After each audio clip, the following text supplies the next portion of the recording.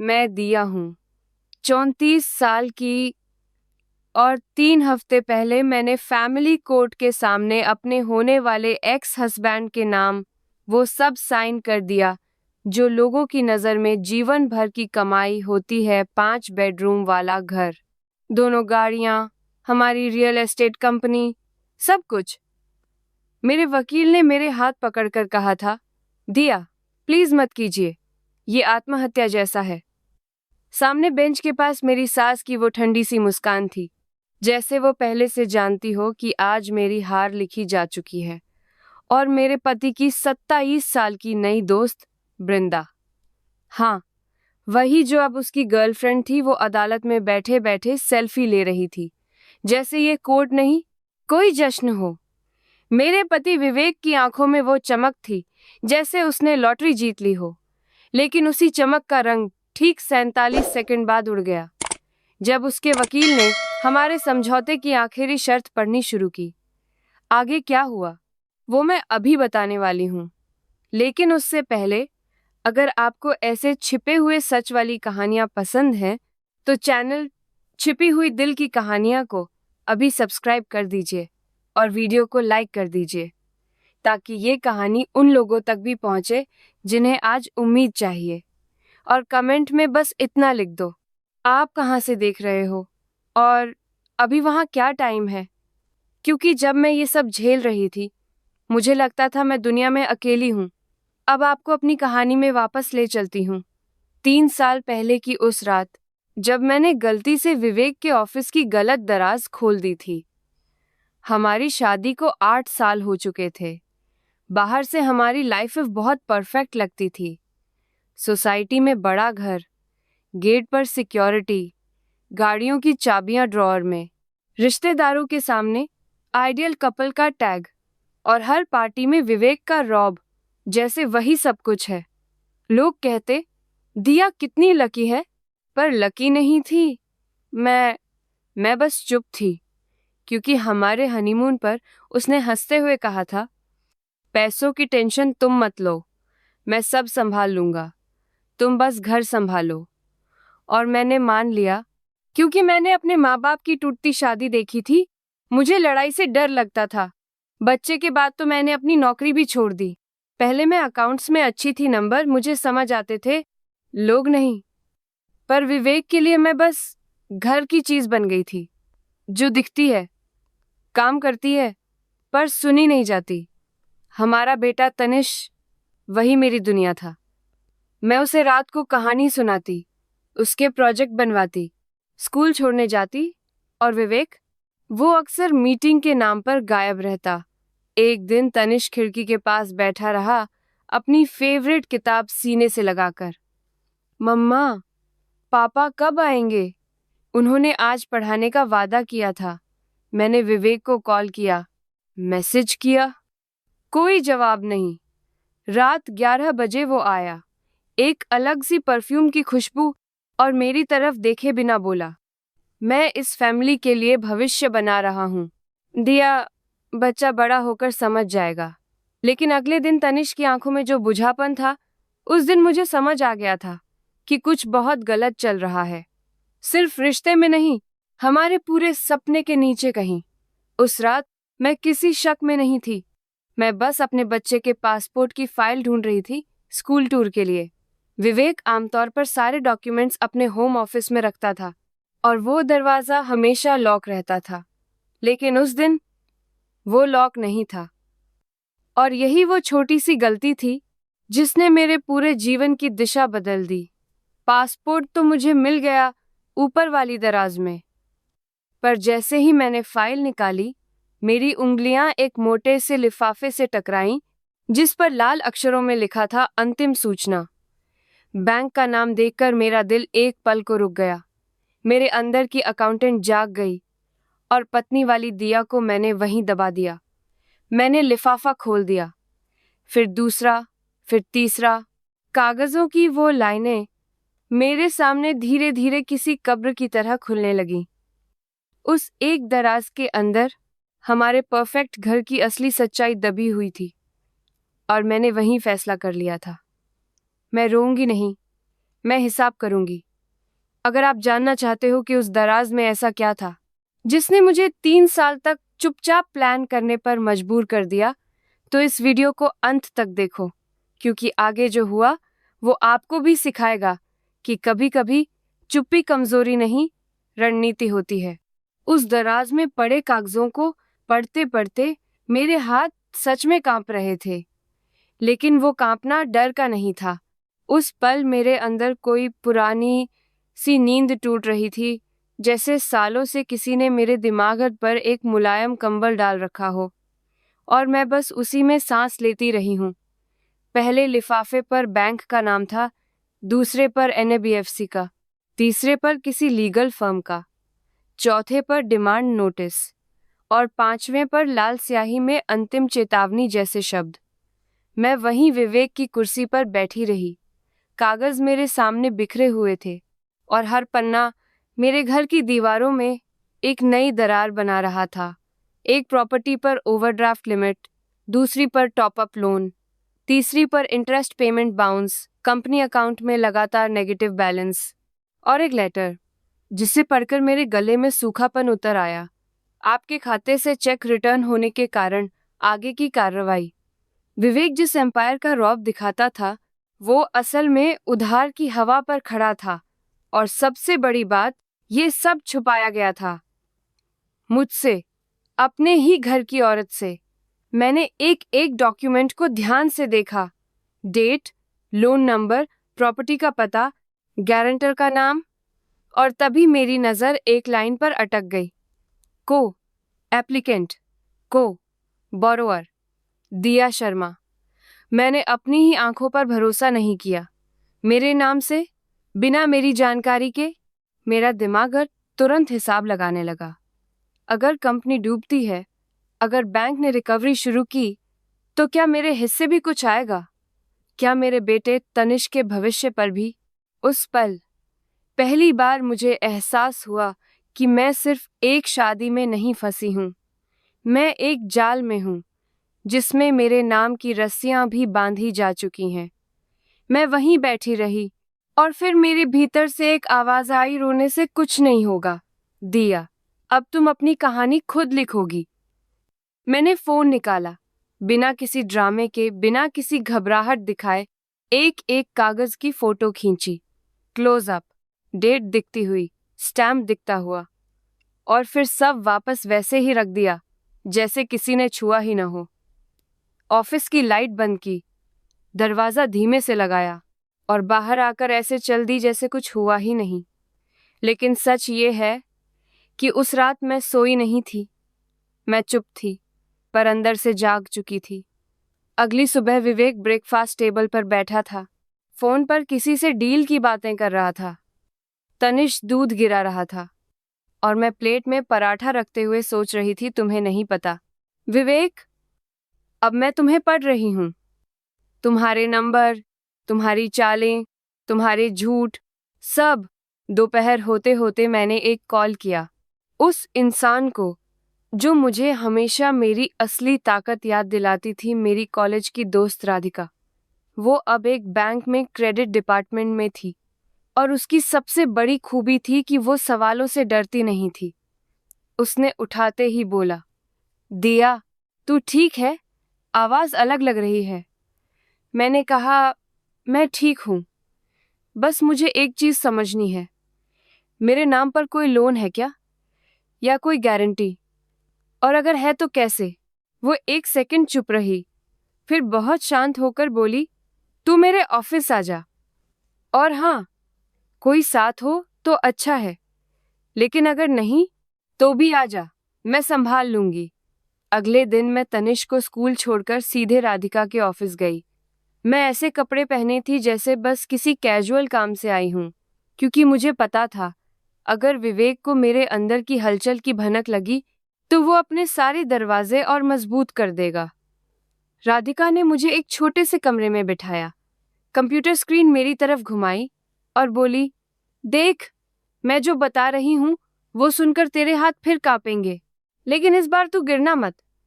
उसने मेरा CIBIL report, कुछ पब्लिक रिकॉर्ड्स और बैंक की बेसिक क्रेडिट हिस्ट्री निकाली।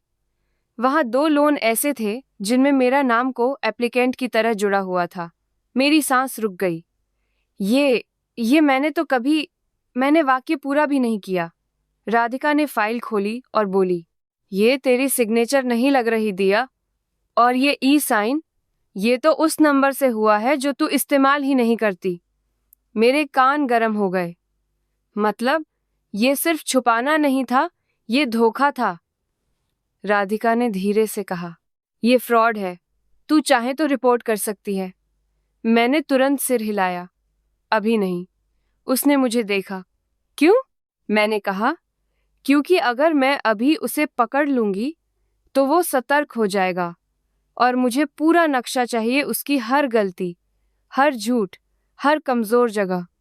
राधिका ने मेरी आंखों में देखा और हल्का सा मुस्कुरा दी। ठीक है, अब तू दिया नहीं, डिटेक्टिव दिया लग रही है। मैं हंसी नहीं, क्योंकि ये मजाक नहीं था। ये मेरी जिंदगी थी, मेरे बच्चे की जिंदगी। उस दिन से मेरी जिंदगी 2 हिस्सों में बंट गई। एक हिस्सा घर के बाहर था, जहां मैं मुस्कुराती, खाना बनाती, स्कूल की फीस भरती, सोसाइटी के व्हाट्सएप ग्रुप में हाँ जी लिखती।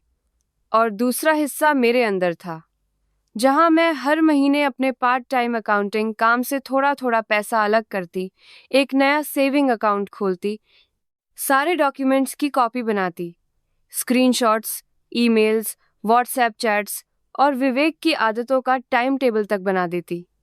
क्योंकि जब कोई आदमी झूठ बोलता है तो उसके झूठ की भी एक रूटीन होती है, और विवेक की रूटीन अब साफ दिखने लगी थी। पहले वो देर से आता था, फिर बहुत देर से। पहले वो क्लाइंट मीटिंग कहता था, फिर इन्वेस्टर डिनर। पहले वो बस फोन साइलेंट करता था, फिर फोन उल्टा रखकर बाथरूम में ले जाने लगा। और एक दिन मैंने उसकी शर्ट पर एक परफ्यूम की खुशबू महसूस की, जो मेरे पास कभी थी ही नहीं। वो खुशबू बहुत हल्की थी, पर मेरे अंदर का अलार्म बहुत तेज था। मैंने कुछ नहीं कहा, क्योंकि सवाल करके जवाब नहीं मिलते। सवाल करके सामने वाला सतर्क हो जाता है, और मुझे उसे सतर्क नहीं करना था। फिर वो नाम मेरे कानों में धीरे धीरे बढ़ने लगा, बृंदा। कभी उसके मुंह से बृंदा ने कहा, कभी बृंदा ने मीटिंग फिक्स की, कभी बृंदा बहुत प्रोफेशनल है। और एक शाम जब मैं अलमारी में कपड़े रख रही थी, उसने आईने में अपनी टाई ठीक करते हुए बोला, तुम्हें भी थोड़ा अपना ख्याल रखना चाहिए दिया। आजकल प्रोफेशनल महिलाओं का स्टैंडर्ड अलग है। बृंदा हमेशा इतनी प्रेजेंटेबल रहती है। मैंने बस हम कहा, लेकिन अंदर से मेरे मन ने कहा, तो ये है तुम्हारा नया स्टैंडर्ड। ये वही विवेक था जिसने मेरी नौकरी छोड़वाकर कहा था, घर की औरत को बाहर भागने की जरूरत नहीं। अब वही मुझे प्रेजेंटेबल होने का लेक्चर दे रहा था।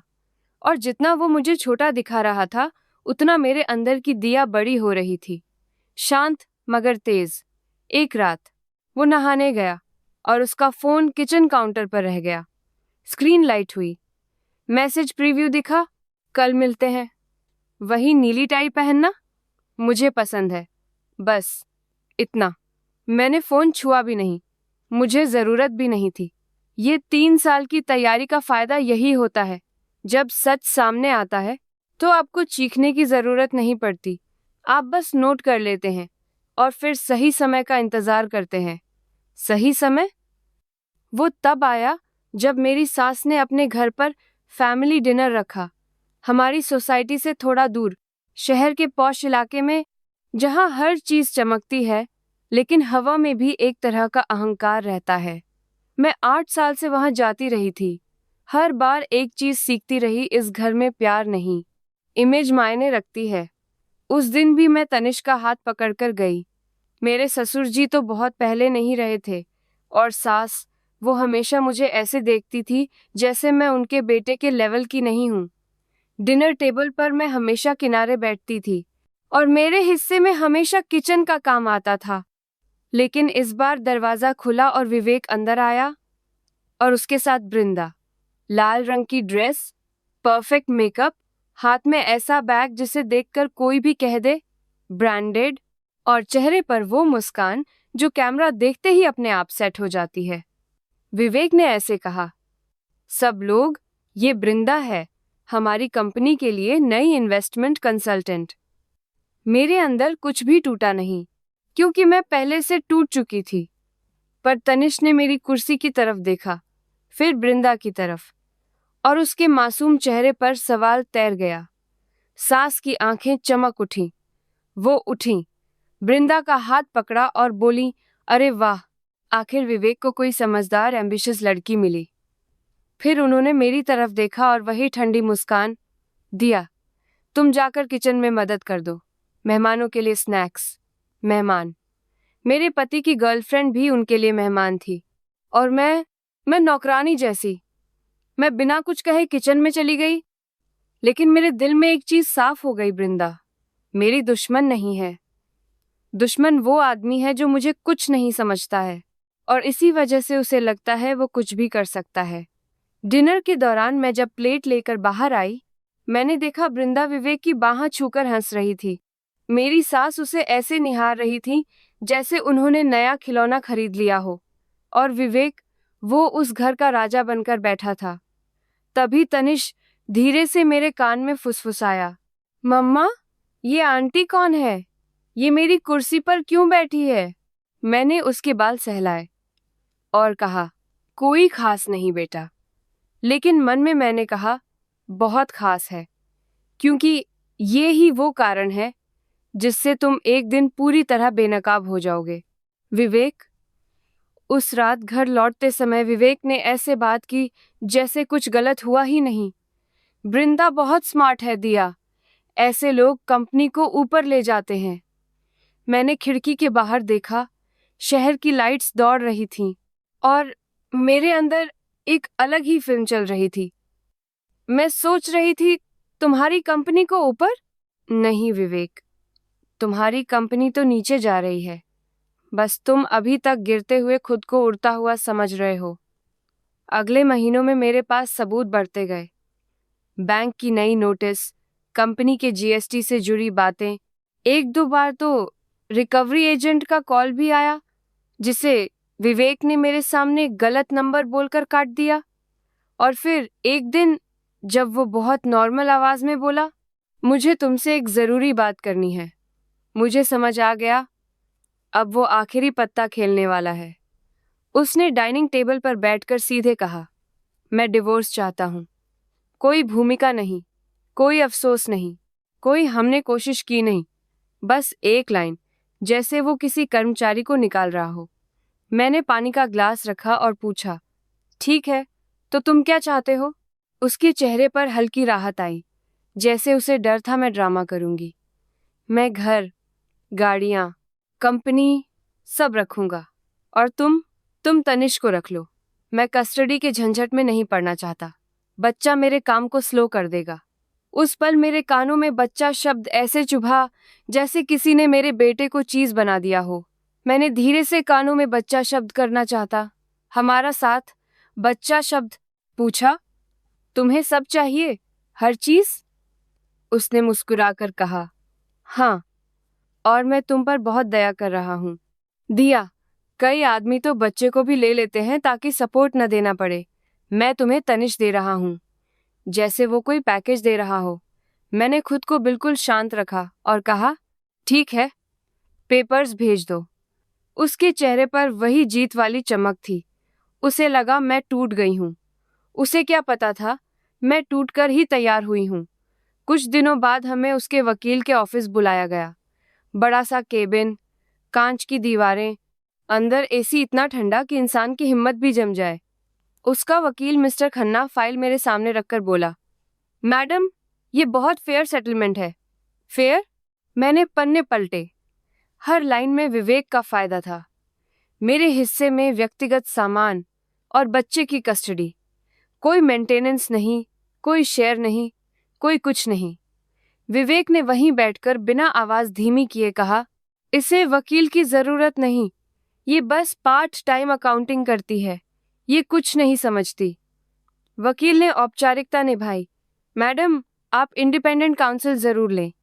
विवेक ने हाथ हिलाकर काट दिया, नहीं चाहिए, ये जानती है सब मैंने बनाया। मैंने फाइल बंद की और कहा, मुझे कुछ दिन चाहिए। मैं पढ़कर जवाब दूंगी। विवेक की भौं उठी, उसे उम्मीद थी मैं वहीं साइन कर दूंगी, लेकिन उसने फिर भी वही कॉन्फिडेंस दिखाया। जितना टाइम चाहिए ले लो, नतीजा वही रहेगा। बाहर निकलते ही मेरा दिल जोर से धड़क रहा था, लेकिन डर से नहीं, उत्साह से, क्योंकि अब खेल शुरू हो चुका था। अगले 1 हफ्ते में उसने समाज में अपनी कहानी फैला दी। दिया बहुत अनरीजनेबल हो गई है। मैं तो उसे आसान रास्ता दे रहा हूँ। वो मेरी कंपनी में कभी काम नहीं करती थी, अब आधा मांग रही है। स्कूल की कुछ माएं मुझे सहानुभूति वाली नजर से देखने लगीं।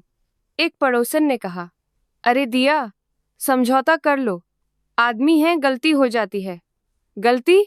8 साल का कंट्रोल, धोखा, फ्रॉड और ऊपर से गर्लफ्रेंड, ये गलती थी? मेरी सास ने भी कॉल करके ठंडे लहजे में कहा, तुम मेरे बेटे की इज्जत मिट्टी में मत मिलाओ, तुम्हें जो मिला वही बहुत है। और फिर वो लाइन जो मुझे आज भी याद है, तुम जैसी लड़कियां किस्मत से ऐसे घर में आती हैं, ज्यादा उड़ो मत। मैंने फोन रखा और एक पल को सोचा, ये लोग मुझे इतना कम क्यों समझते हैं? फिर जवाब खुद आया, क्योंकि मैंने उन्हें हमेशा यही दिखाया, और अब मैं वही इस्तेमाल करने वाली थी। उसी दौरान मुझे एक और बड़ा सबूत मिला। मैंने प्रॉपर्टी के कुछ डॉक्यूमेंट्स ऑनलाइन रिकॉर्ड से निकलवाए, और वहां दिखा कि हमारे घर पर एक दूसरा लोन चढ़ाया गया था, जो मेरी सहमति के बिना नहीं हो सकता था। किसी ने मेरा नाम इस्तेमाल किया था।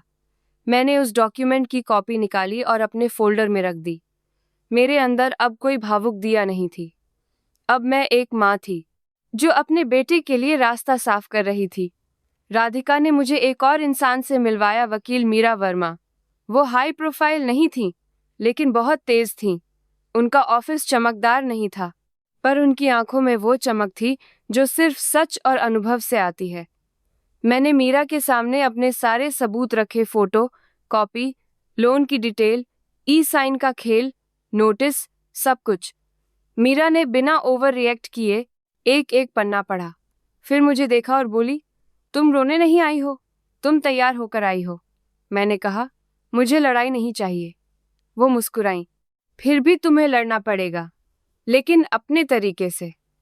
उन्होंने समझाया, देखो, तुम चाहो तो अपने हक के लिए जा सकती हो, लेकिन तुम्हें पता है ना, इन एसेट्स के साथ लायबिलिटी भी आती है, और तुम्हारे पति ने जितना छुपाया है, उससे साफ है कि ये एसेट्स सोने की नहीं, कर्ज की परत में लिपटे हैं।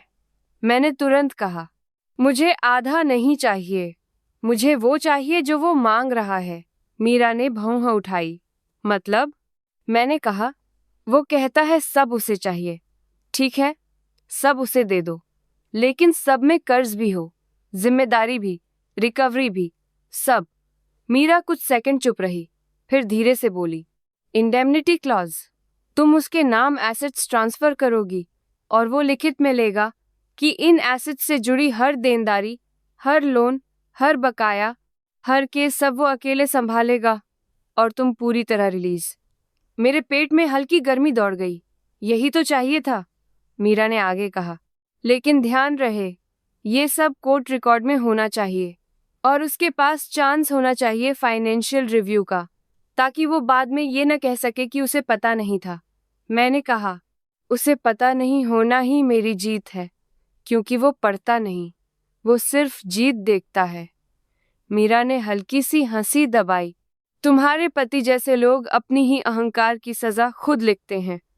अगले 2 महीने मेरे लिए सबसे मुश्किल थे, क्योंकि प्लान तैयार था, लेकिन उसे लागू करने के लिए मुझे हार का अभिनय करना था। विवेक ने धमकी वाले मेल भेजे, अगर तुमने साइन नहीं किया तो मैं कोर्ट में तुम्हें पागल साबित कर दूंगा। उसकी माँ ने वॉइसमेल छोड़े, तुम्हारे बच्चे का भविष्य खराब हो जाएगा। बृंदा ने भी एक दिन कॉल किया, आवाज में नकली मिठास, दिया, वुमन टू वुमन बोलूं, ये सब जल्दी खत्म कर दो ना। विवेक और मुझे नई शुरुआत करनी है। फाइनेंसिंग भी अटक रही है। फाइनेंसिंग? उस एक शब्द ने मेरे अंदर घंटी बजा दी। मतलब, विवेक नई लोन लाइन बनाने की कोशिश कर रहा है, अभी भी। मतलब वो और गहरा कूद रहा है। मैंने बहुत शांत होकर कहा, मैं देखती हूँ, और फोन काट दिया। मीरा ने कहा, ये लोग तुम्हें दबाएंगे ताकि तुम जल्दबाजी में साइन कर दो। मैंने कहा, यही तो चाहिए कि वो जल्दबाजी करे। फिर आया वो फैमिली मीटिंग वाला दिन। सास ने सबको बुलाया, रिश्तेदार, चचेरे भाई बहनें, जैसे मेरी जिंदगी का फैसला पंचायत करेगी। मुझे टेबल के सबसे कोने में बैठाया गया, विवेक बीच में राजा की तरह। सास बोली, दिया मान गई है, इस हफ्ते साइन कर देगी। विवेक ने ऐसे कहा, मैं जानता था ये समझ जाएगी। फिर उसने सबके सामने कहा, ये वैसे भी कुछ नहीं कर सकती अकेले, इसे मेरी जरूरत पड़ेगी। सब हंसे और मैंने सिर झुका लिया, क्योंकि उन्हें यही चाहिए था, मुझे झुका हुआ देखना। तभी मैंने तनिष्क को दरवाजे पर खड़ा देखा। उसकी आंखें डर से भरी थीं। वो समझ नहीं पा रहा था कि सब लोग मम्मा पर क्यों बोल रहे हैं। मैंने उसकी तरफ हल्की मुस्कान की, जैसे कह रही हूँ, डरो मत बेटा, मम्मा यहाँ है। उस रात मैंने घर आकर मीरा को मैसेज किया। अब वो पूरी तरह कॉन्फिडेंट है। मीरा ने जवाब दिया, अच्छा, कॉन्फिडेंस ही सबसे बड़ा ब्लाइंड स्पॉट है। समझौते का ड्राफ्ट तैयार हुआ, बहुत सारे पेज, बहुत सारे लीगल शब्द, और बीच में वही इंडेमनिटी लायबिलिटी क्लॉज, जिसने पूरे खेल को पलटना था। मीरा ने मुझे समझाया, ये लाइन जितनी साफ होगी उतनी मजबूत होगी। इसमें लिखा होगा कि विवेक सारे लोन, सारे बकाया, सारे टैक्स, सारे केस खुद संभालेगा और तुम पर भविष्य में कोई दावा नहीं करेगा। और वो ये भी साइन करेगा कि उसे फाइनेंशियल रिव्यू का मौका मिला और उसने खुद मना किया। मैंने पूछा, और अगर उसका वकील पढ़ ले? मीरा बोली, उसका वकील जरूर पढ़ेगा और रोकने की कोशिश करेगा। लेकिन सवाल ये है, क्या विवेक अपने वकील की सुनेगा? मैंने विवेक की शक्ल याद की, जिसे लगता था वो दुनिया का सबसे समझदार आदमी है। मैंने कहा, नहीं, वो नहीं सुनेगा। मीरा ने कहा, फिर तुम्हें कोर्ट में बिल्कुल शांत रहना है। कोई जीत वाली स्माइल नहीं, कोई तंज नहीं, बस वही कमजोर दिया जिसे वो समझता है। मैंने सिर हिलाया, क्योंकि कभी कभी जीतने के लिए आपको कुछ देर हार का मुखौटा पहनना पड़ता है। अंतिम सुनवाई से एक रात पहले मैं अपने किराए के छोटे से घर में बैठी थी। 2 कमरे, छोटा सा किचन, पुराना सा सोफा, लेकिन ये जगह मेरे लिए महल जैसी थी, क्योंकि यहाँ कोई मुझे कंट्रोल नहीं कर रहा था। तनिष सो चुका था, अपने सॉफ्ट टॉय को पकड़े हुए। मैंने उसके माथे को चूमा और सोचा, कल जो भी हो, मैं इसे सुरक्षित निकालूंगी। टेबल पर फाइल खुली थी, पन्ने, बहुत सारे पन्ने, बीच में वो क्लॉज, मेरी जिंदगी की सबसे बड़ी लाइन, और मेरे हाथ सच में कांप रहे थे, इस बार डर से, क्योंकि ये आखिरी कदम था। अगर कल विवेक ने पढ़ लिया, अगर उसके वकील ने उसे समझा दिया, तो प्लान वहीं रुक सकता था। लेकिन अगर उसने नहीं पढ़ा, तो वो 47 सेकंड वाली बात सच हो जाएगी और उसका लॉटरी वाला चेहरा धूल बन जाएगा। मैं जानती थी, कोर्ट में बृंदा आएगी, मेरी सास आएंगी, सब आएंगे मुझे गिरता देखने, और मैं खड़ी रहूंगी, मगर अंदर से। मैंने उस रात अपने आप से एक वादा किया दिया, तुम रोओगी नहीं, तुम जीतोगी, लेकिन चुपचाप। और अगर इस कहानी का यह हिस्सा आपको किसी अपने जैसा लग रहा है, अगर आप भी किसी रिश्ते में खुद को छोटा महसूस करते हो, या आपको लगता है कि आपकी आवाज कोई नहीं सुनता, तो अभी इसी पल वीडियो को लाइक कर दो और चैनल छिपी हुई दिल की कहानियां को सब्सक्राइब कर लो, क्योंकि आगे की कहानी सिर्फ बदला नहीं है, ये एक ऐसी सीख है जो हर उस इंसान को चाहिए जिसे दुनिया कमजोर समझती है। और कमेंट में मुझे एक बात जरूर बताना, क्या आपकी जिंदगी में कभी ऐसा हुआ जब लोगों ने आपको कुछ नहीं समझा हो? क्योंकि कल कोर्ट में मैं वही कुछ नहीं बनकर बैठने वाली हूँ, और वही कुछ नहीं सबके सामने सब कुछ बदलने वाला है। अगले चैप्टर में मैं आपको बताऊंगी कि कोर्ट में क्या हुआ, वो कौन सी आखिरी शर्त थी जिसे पढ़ते ही विवेक की सांसें अटक गईं, और कैसे बृंदा की सेल्फी वाली मुस्कान 1 सेकंड में गायब हो गई। मैंने कोर्ट वाले दिन सुबह जल्दी उठकर सबसे पहले तनिष्क को देखा। वो सो रहा था। उसके होंठ हल्के हल्के हिल रहे थे, जैसे सपने में किसी से बात कर रहा हो।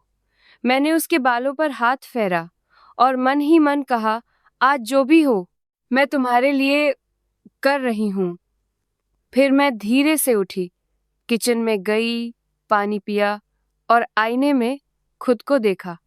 वही चेहरा, पर वही दिया नहीं। मैंने ग्रे ब्लेजर, सफेद टॉप और बहुत सिंपल सा लुक चुना।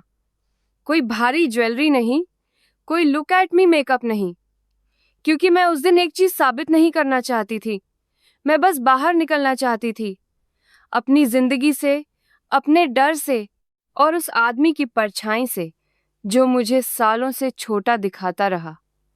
मीरा का मैसेज आया, रूम नंबर 12, 10:30 पर। मैं तनिष्क को राधिका के घर छोड़कर आई। उसने मेरे हाथ पकड़कर कहा, दिया, तू स्ट्रांग है, बस फेस एक्सप्रेशन कंट्रोल में रखना। मैंने हंसकर कहा, आज मैं सिर्फ सांसें कंट्रोल करूंगी। कोर्ट के बाहर पार्किंग में विवेक की चमचमाती गाड़ी पहले से खड़ी थी।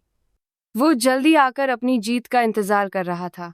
मैंने अपनी पुरानी स्कूटी कार की चाबी घुमाई, गाड़ी बंद की और एक पल के लिए आसमान की तरफ देखा।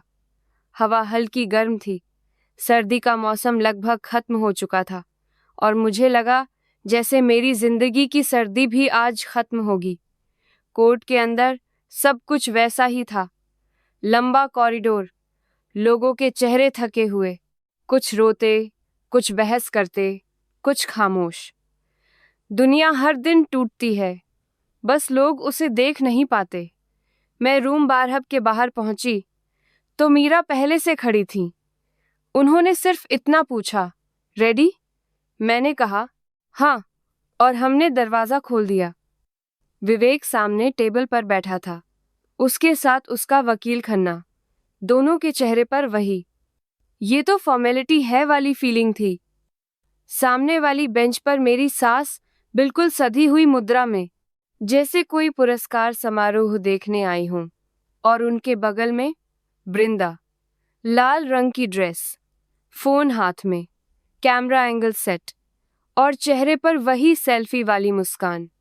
जैसे ही मैं अंदर आई, बृंदा ने मुझे ऊपर से नीचे देखा और फिर स्क्रीन पर खुद को देखने लगी। विवेक ने मेरी तरफ देखा और वो लॉटरी वाला स्माइल दे दिया। टाइम पर आ गई? अच्छा है, उसने ऐसे कहा जैसे उसने मुझे बुलाया हो और मैं मेहमान हूं। मीरा ने मेरा हाथ हल्का सा दबाया, जैसे कह रही हो, शांत। जज आइन। कार्यवाही शुरू हुई। क्लर्क ने समझौते के पन्ने पढ़ने शुरू किए। पत्नी दिया शर्मा अपने सभी अधिकार त्यागते हुए घर, वाहन, कंपनी, निवेश, एक एक लाइन सुनते हुए मेरी सास की ठुड्डी ऊपर उठती गई। बृंदा ने सच में फोन उठाकर एक फोटो क्लिक की और शायद स्टोरी भी डाल दी।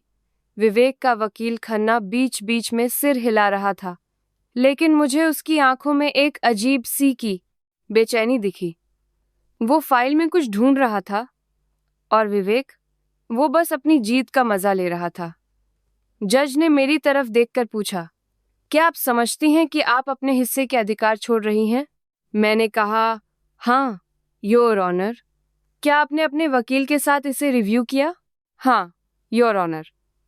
जज ने विवेक से पूछा, क्या आप समझते हैं कि इस समझौते के साथ आप जो संपत्ति ले रहे हैं उसकी शर्तें भी आप स्वीकार कर रहे हैं? विवेक ने बिना सोचे कहा, बिल्कुल योर ऑनर, मैंने ये सब बनाया है। मुझे किसी ऑडिट या फाइनेंशियल रिव्यू की जरूरत नहीं। मीरा ने हल्के से पन्ने पर इशारा किया, वही जगह जहां फाइनेंशियल रिव्यू वेवर था। जज ने कहा, तो आप ये वेवर साइन करेंगे कि आपने स्वतंत्र फाइनेंशियल जांच का मौका होते हुए भी उसे नहीं चुना? विवेक ने हंसकर कहा, हाँ, मुझे पता है मेरे पास क्या है। और उसने साइन कर दिया। उसी पल खन्ना का चेहरा बदला, बिल्कुल जैसे किसी ने उसकी गर्दन से टाई खींच दी हो। उसने तेजी से पन्ने पलटे। उसके होंठ सूख गए और वो फुसफुसाया, सर, 1 मिनट। विवेक ने चिढ़कर कहा, क्या हुआ? जल्दी करो, मुझे 12 बजे मीटिंग है।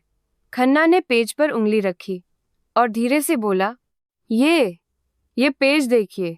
विवेक ने पहली बार फाइल को सच में देखा। उसी समय क्लर्क पढ़ रहा था, प्राप्तकर्ता पक्ष। पति यह स्वीकार करता है कि संपत्ति से संबंधित सभी ऋण, देनदारियां, बकाया टैक्स, मॉर्गेज, लोन, लेन और किसी भी प्रकार की वित्तीय जिम्मेदारी अब केवल उसी की होगी। पत्नी को भविष्य में किसी भी प्रकार की देनदारी से पूर्णतः मुक्त माना जाएगा। कोर्ट में अचानक सन्नाटा छा गया। मेरी सास की आंखें झपकीं। बृंदा का फोन हाथ में ही रुक गया। विवेक का चेहरा जैसे किसी ने रंग खींच लिया हो। ये क्या बकवास है? विवेक खड़ा हो गया। जज ने सख्त आवाज में कहा, मिस्टर शर्मा सॉन्डर्स, बैठिए। विवेक की आवाज कांप गई। योर ऑनर, ये धोखा है। इसने मुझे फंसाया है। मीरा ने बहुत शांत आवाज में कहा, योर ऑनर, यह क्लॉज किसी छुपे हुए कागज में नहीं है। यह समझौते का हिस्सा है और दोनों पक्षों को पूरा दस्तावेज दिया गया था। और पति पक्ष ने खुले कोर्ट में कहा कि उसे जांच की जरूरत नहीं। जज ने विवेक की तरफ देखा। आपने वेवर साइन किया है। आपने कहा आपको सब पता है। अब आप यह नहीं कह सकते कि आपको पढ़ने का समय नहीं मिला। विवेक ने खन्ना की तरफ देखा। तुमने मुझे ये क्यों नहीं बताया? खन्ना ने लगभग टूटती आवाज में कहा, सर, मैंने कहा था, आप सुन ही नहीं रहे थे। आपने कहा था बस साइन करवा दो। बृंदा की आवाज पीछे से आई, तेज और घबराई हुई। कितना कर्ज? विवेक, ये क्या मतलब है? तुमने कहा था सब करोड़ों में है। मेरी सास उठ खड़ी हुई। उनके होंठ सख्त हो गए। विवेक, ये क्या है? पहली बार उनकी आवाज में डर था। विवेक की आंखें इधर उधर भागीं, जैसे वो किसी दरवाजे की तलाश कर रहा हो। लेकिन कोर्ट में झूठ के लिए कोई एग्जिट नहीं होता। जज ने कागज पर स्टैंप मारा। समझौता मान्य है। Case close. वही पल था जिस पल के लिए मैंने 3 साल चुप रहकर खुद को तैयार किया था। विवेक मेरे सामने खड़ा था, वो आदमी जिसने मुझे कुछ नहीं समझा था, आज अपनी ही सब कुछ लेकर डूब रहा था। मैंने कोई जीत वाली मुस्कान नहीं दी। मैंने बस उसकी तरफ देखा और बहुत धीमे से कहा, मैंने तुम्हें वही दिया जो तुमने मांगा था, सब कुछ। विवेक की आंखों में गुस्सा था, लेकिन उससे ज्यादा डर। दिया? तुमने मेरा जीवन बर्बाद कर दिया। मैंने सिर हल्का सा हिलाया। नहीं विवेक, तुमने अपना जीवन खुद बर्बाद किया। मैंने बस तुम्हारे झूठ के बिल तुमसे साफ करवाए। मेरे पीछे बृंदा चीख रही थी, तुमने मुझे धोखा दिया। मैं अपने पापा को क्या कहूंगी? और मेरी सास, वो बिना किसी को देखे दरवाजे की तरफ चली गईं। जिस औरत ने हमेशा मुझे निचला समझा, आज पहली बार उसे लगा कि दुनिया पलट भी सकती है। विवेक ने मेरा रास्ता रोका। रुको, हम बात कर सकते हैं। मैंने पहली बार अपनी पूरी ताकत के साथ कहा, अब नहीं। और मैं कोर्ट से बाहर निकल आई। बाहर हवा वही थी, पर मुझे लगा हवा में सांस लेना आसान हो गया है। मीरा ने मेरे कंधे पर हाथ रखा। फ्रीडम सूट करती है, दिया। मैंने बस इतना कहा, मुझे बस तनिष्क के पास जाना है। अगले हफ्तों में विवेक की जिंदगी सच में गिरने लगी। बैंक कॉल, रिकवरी, नोटिस और फिर वो खबर कंपनी पर केस। उसकी चमचमाती गाड़ी एक रात गायब हो गई।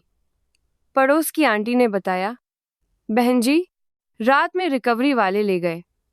मुझे सुनकर कुछ भी महसूस नहीं हुआ। बदले की खुशी नहीं, बस एक खाली सा सुकून कि अब वो मेरे ऊपर नहीं है। मैं ऑफिस वापस गई, अपनी नौकरी वापस बनाई। तनिष्क के स्कूल में मैं पहली बार पेरेंट टीचर मीटिंग अकेले गई और मुझे लगा, ये अकेलापन नहीं, ये आज़ादी है। हमारे छोटे से घर में धीरे धीरे जिंदगी बसने लगी।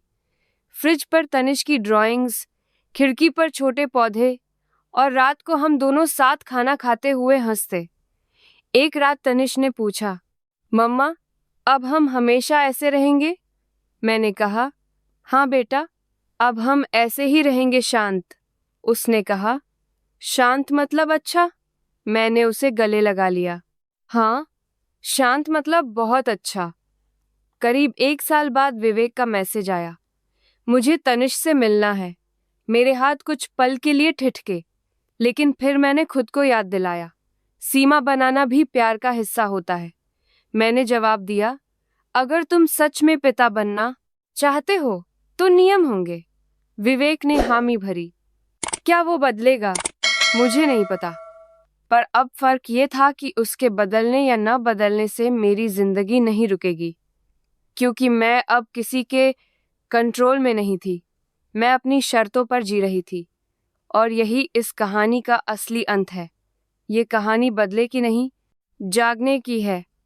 उन लोगों के लिए जो चुप हैं, क्योंकि उन्हें लगता है उनकी आवाज की कीमत नहीं। सच ये है, चुप्पी भी ताकत बन सकती है, अगर उसमें प्लान हो, हिम्मत हो और खुद पर भरोसा हो।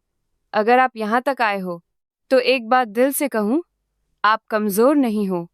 आप बस उस मोड़ पर हो जहाँ जिंदगी आपको अपनी असली ताकत दिखाने वाली है। अगर ये कहानी आपके दिल को लगी, तो वीडियो को लाइक जरूर कर देना। चैनल छिपी हुई दिल की कहानियां को सब्सक्राइब कर लेना और कमेंट में लिखना, मैं भी अंडर एस्टिमेटेड थी, लेकिन अब नहीं, क्योंकि मैं हर कमेंट पढ़ती हूँ। और अगली कहानी ऐसी होगी जो आपके अंदर की चुप सी हिम्मत को और मजबूत करेगी। शेयर भी कर देना किसी उस इंसान के साथ जिसे आज ये सुनने की जरूरत है कि कभी कभी सबसे बड़ी जीत बिना आवाज के होती है।